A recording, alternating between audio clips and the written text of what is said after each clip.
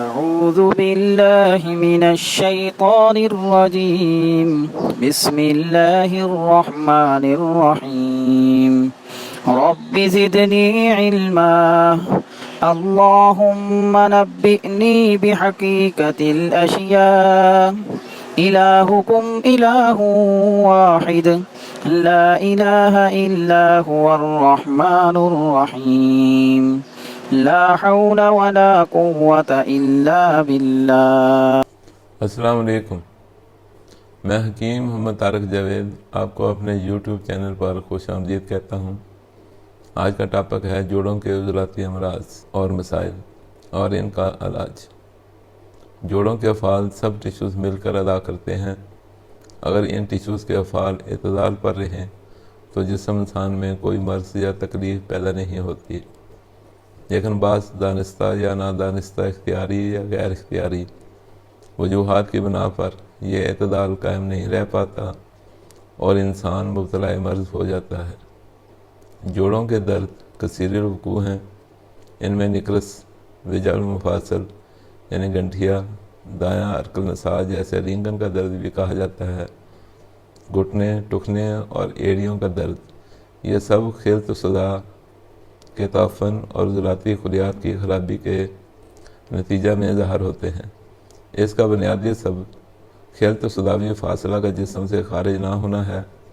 اس کی وجہ ترش اغذیہ کا بکثرت استعمال، بڑے گوشت، کڑاہی گوشت، زیادہ مسالہ دار اغذیہ، بریانی، فاسٹ فوڈز، سرخ مرچ، انڈے، نشاستہ اور ممسک ادویہ اور قوت باغ کی ادویہ کا بکثرت اور بے دھڑک استعمال، یا قدرتی طور پر غذائی قلت کے باعث سالِ رطوبت بدن خشک ہو جائے یا پھر اس کی پیدائش ہی بند ہو جائے۔ ان سب وجوہات کی وجہ سے خون گاڑھا ہو جاتا ہے اور خون و جسم میں ترشی و تیزابیت بڑھ جانے سے بواسیری زہر پیدا ہو جاتی ہے، اور یہی مذکورہ زہر اس مرض کے پیدا ہونے کا سبب بنتی ہے۔ اگر بدن کے چھوٹے جوڑوں سے مرض کی ابتدا ہو کر بڑے جوڑوں کی طرف منتقل ہو جائے، جیسے ہاتھ پاؤں کی انگلیوں یا انگوٹھے سے شروع ہو کر بڑے جوڑوں کی طرف جائے تو اسے نکرس کہتے ہیں، اور اگر شروع میں ہی درد بڑے جوڑوں سے شروع ہو تو اسے وجع المفاصل سمجھتے ہیں۔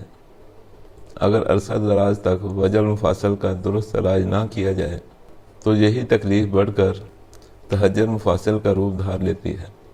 مریض کے جوڑ پتھر کی طرح سخت ہو جاتے ہیں، چلنا پھرنا تو درقرار، مریض اپنے اعضاء سے حرکت بھی نہیں کر سکتا۔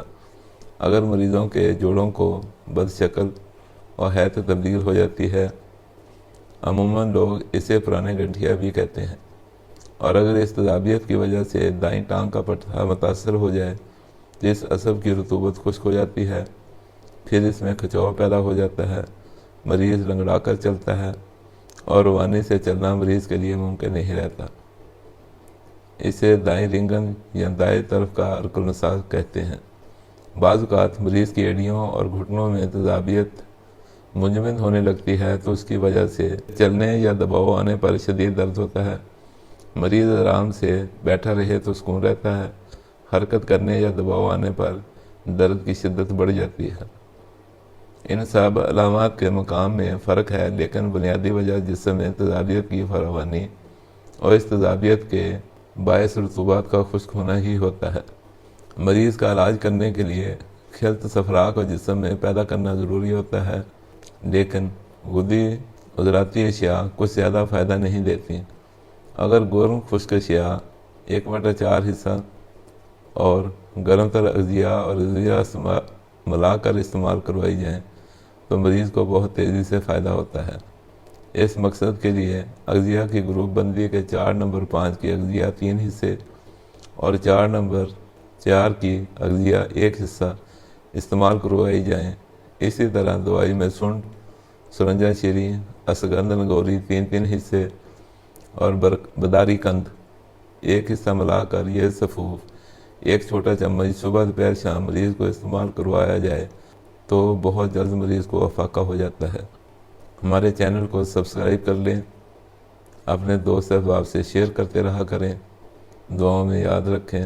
والسلام علیکم ورحمۃ اللہ وبرکاتہ۔